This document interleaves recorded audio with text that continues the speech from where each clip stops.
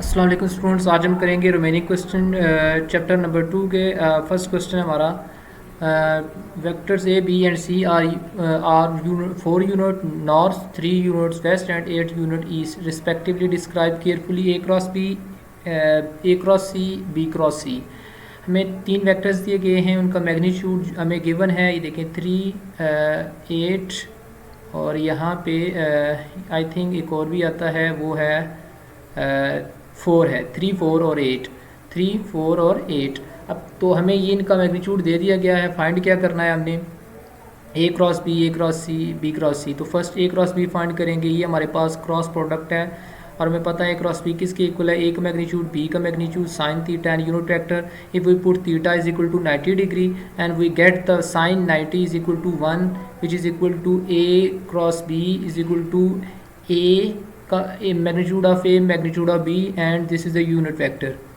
Putting the value of the magnitude A here for B is 3 4 3s are 12 unit vector. तो ये इसका magnitude आ गया cross B का। तो अब देखें by right hand rule n is vertically upward. कैसे वर्टिकली अप है? फॉर एग्जांपल हमारे पास ये ए है, ये बी है। तो अगर ए जो है वो ए क्रॉस बी है, मतलब कि ए बी की तरफ ऐसे राइट हैंड रूल लगाएं, यानी कि ए जो है वो किधर मूव करे, बी की तरफ ऐसे, तो क्या होगा, जो थंब होगा वो वर्टिकली अप होगा, यानी कि आउटवर्ड डायरेक्शन में होगा स्क्रीन के। तो इसको हम करेंगे वर्टिकली अपवर्ड। इसी तरह ए क्रॉस सी है, A cross C sine theta में उसी तरह से ए सी जो है इसकी वैल्यूज़ पुट करते हैं। 4 2 32 न्यूटन। अब ए क्या है, सी की तरफ कर रहा है, ये ए है, ये सी की तरफ। ए की सी की तरफ करेंगे तो क्या होगा, वर्टिकली डाउनवर्ड। ये ए सी की तरफ आता है।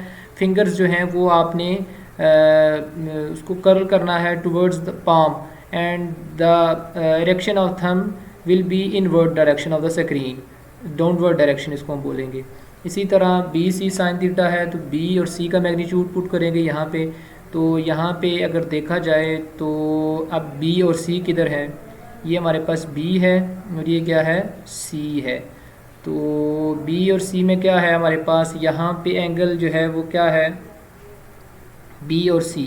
तो यहाँ पे हमारे पास एंगल कितना आता है, ये 0 आना चाहिए। बी और सी, ये बी है और ये सी है। बी और सी के मैंने अगर एंगल देखा तो 180 डिग्री या 0 डिग्री है।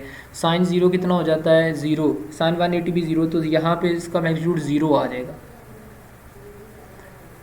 2.12 द टार्क और turning effect of force about a given point is given by r cross F, where r is the vector from the given point to the point of application of force. ये हमें जो है वो just definition अभी तक बताई है। Consider the force, ये फोर्स लग रही है एक्टिंग ऑन द पॉइंट, एक पॉइंट पर लग रही है। What is the torque on newton metre about the origin, origin से उसका जो टार्क है वो कितना होगा। तो पॉइंट कितना है ओरिजिन से, कोई भी पॉइंट उस पर ये उसकी जो है वो क्या है, मीटर में उसकी मेजरमेंट है। और इसको हम बोलेंगे आर, यानी कि मोमेंट आर्म। और ये जो फोर्स है इसको हम बोलेंगे फोर्स, ये न्यूटन में है। अच्छा जी, तो हमारे पास 2 क्वांटिटीज़ आ गई। टार्क होता है आर क्रॉस एफ़ के इक्वल। यहाँ पे आर हमेशा आपने याद रखने, आर को पहले लिखने हैं, एफ़ को बाद में लिखने हैं।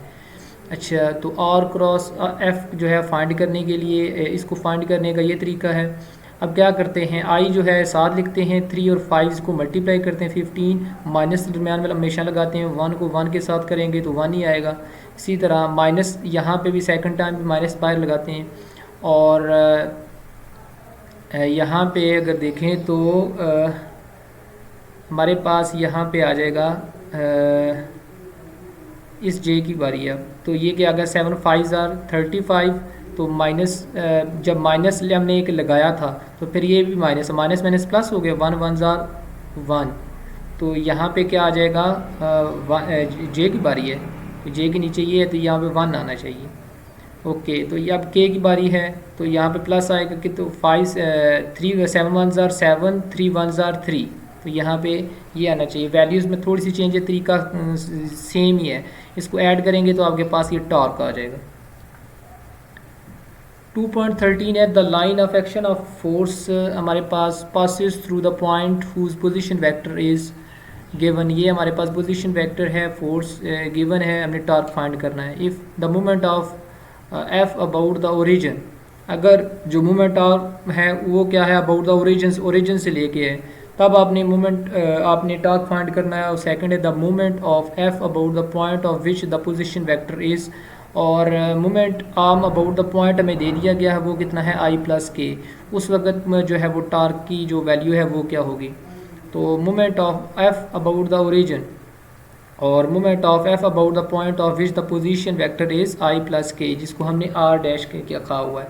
तो कैलकुलेशन करेंगे आर क्रॉस एफ क्या होता है, आर हमें दिया गया है, एफ भी गिवन है, तो उसको उसी तरीके से आप करें। अब यहाँ पे गौर से देखें, आप यहाँ पे क्या है, ज़ीरो को ज़ीरो के साथ मल्टीप्लाई करेंगे, फिर ये जो ये ज़ीरो को इसके साथ करेंगे, आई है ना सॉरी, इसको इसके साथ किया, फिर माइनस लगा, माइनस माइनस प्लस 2 1 2, ठीक हो गया। अब फिर माइनस लगा इधर, तो क्या हो गया, ज़ीरो ज़ीरो के साथ ज़ीरो, वन वन के साथ वन आ गया, दरम्यान में हमेशा माइनस ही लगता है। तो अब फिर ये इसकी बारी आ गई प्लस के, तो क्या होगा, ज़ीरो टू ज़ार ज़ीरो और वन वन ज़ार one, minus minus plus plus one आ गया, ठीक हो गया। तो यहाँ पे आपके पास टॉर्क की वैल्यू आ गई। अब हमारे पास दूसरा पॉइंट दे था आई प्लस के। अब इसको हमने क्या किया कि इसको हमने R1 एक्सेप्ट किया, इसको I2 minus R2 minus R1 किया, तो आपके पास जो वैल्यू आ जाएगी माइनस आई का यूनिट वेक्टर माइनस जे का यूनिट वेक्टर। तो ये हमारे पास सेकंड जो है वो मोमेंट आर्म आ गया, जिसको आर डैश कहा गया। अब आर क्रॉस एफ हमने फाइंड किया, तो टॉर्क फाइंड करने के लिए, यानी कि आर प्रोडक्ट क्रॉस प्रोडक्ट के लिए यही सेम तरीका जो ऊपर हमने इस्तेमाल किया था। सिंपली आपने क्या करना है, आई जे के की वैल्यूज़ को फाइंड करना है, और आपके पास अल्टीमेटली ये तो 2 ज़ीरो हो जाएंगी, और आपके पास टॉर्क आ जाएगा 3 के साथ के यूनिट वेक्टर। 2.14 है the magnitude of dot and cross product of two vectors. हमने पहले डॉट प्रोडक्ट लिया तो ये वैल्यूज़ आई, क्रॉस प्रोडक्ट लिया तो ये 6 आया। Find the angle between the vectors, हमने दो वेक्टर्स के दरमियान जो अपना एंगल है वो फाइंड करना है। तो अब कंसिडर ए डॉट बी था, तो वो इसके इक्वल होता है ए बी कॉस थीटा। तो क्या आया था 6√3, ये √2 है, √3 आना चाहिए यहाँ पे। फिर है A cross B, A B sine theta is equal to 6, ठीक हो गया। तो अब देखें ये जो 2 डिवाइड कर रहे हैं 2 को 1 के साथ, 2 को 1 के साथ करेंगे तो क्या होगा, ए बी साइन थीटा जो ऊपर आ जाएगा और ए बी कॉस थीटा नीचे आ जाएगा। इसी तरह 6 ऊपर आ जाएगा, 6√2 नीचे आ जाएगा।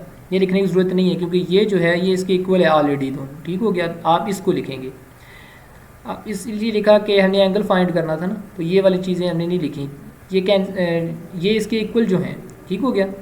तो अब यहाँ पे ए बी के साथ कैंसिल हो गया, साइन थीटा और कॉस थीटा इक्वल होता है, ये 6 के साथ कैंसिल हो गया, तो sine over cos theta tan theta के इक्वल 1/√3, तो टेन उधर जाके इन्वर्स हो जाएगा, थीटा टेन इन्वर्स के आ जाएगा 1/√3, और आप कैलकुलेटर के साथ फाइंड करेंगे theta is equal to 30 degree. 2.14 है, load of 10 newton is suspended from a cloth line. तो एक क्लोथ लाइन है, ठीक है, यहाँ पे हमने क्या किया हुआ है, एक वेट जो है वो सस्पेंडेड है, 10 न्यूटन है, so that it makes an angle of 15 degree with the horizontal at each and. Her and पे यहाँ पे ये 15 डिग्री एंगल बन रहा है। Find the tension in the cloth line, यहाँ पे क्लोथ लाइन जो हैं ये, इनमें टेंशन कितनी है, फ़र्ज़ करें ये T1 है, ये T2 है, तो ये 10 न्यूटन इसका वेट है और ये एंगल बने हुए हैं।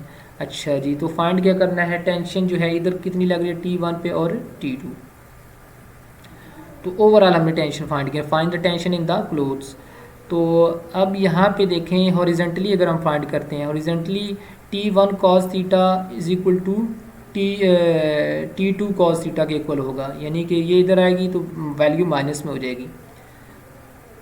यानी कि क्या होगा कि जितनी भी हॉरिजेंटली फोर्स लग रही है, ये क्या है, फर्स्ट कंडीशन ऑफ इक्विलिब्रियम है कि वो जितनी भी फोर्सेस लग रही हैं उसका इफेक्ट ज़ीरो होता है। तो अगर फ़र्ज़ करें ये फोर्स लग रही है इधर कितनी T1 cos थीटा, तो ये क्या है, ये हो जाएगी -T2 cos theta is equal to 0।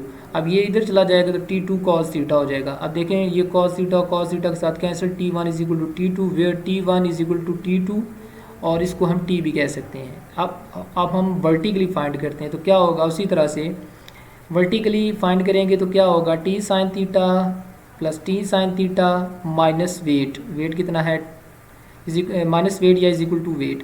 अब ये जो वेट है, माइनस वेट था ना, तो माइनस वेट जो उधर जाकर पॉजिटिव हो गया।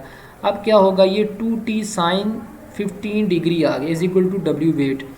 तो अब यहाँ पे वैल्यूज़ हमने पुट कर दी हैं। वेट की 10 थी, साइन थीटा जो थी वो कितना 0.258 था, ये नीचे जाके इसके ये 2 इसके साथ कैंसिल होगा ना, 5 आ गया, ठीक है। साइन 15 डिग्री की इसके इक्वल है 0.258, तो इसको इसके नीचे डिवाइड हो जाएगा। टेंशन आपके पास जो है वो न्यूटन में आ जाएगी 19.3 न्यूटन।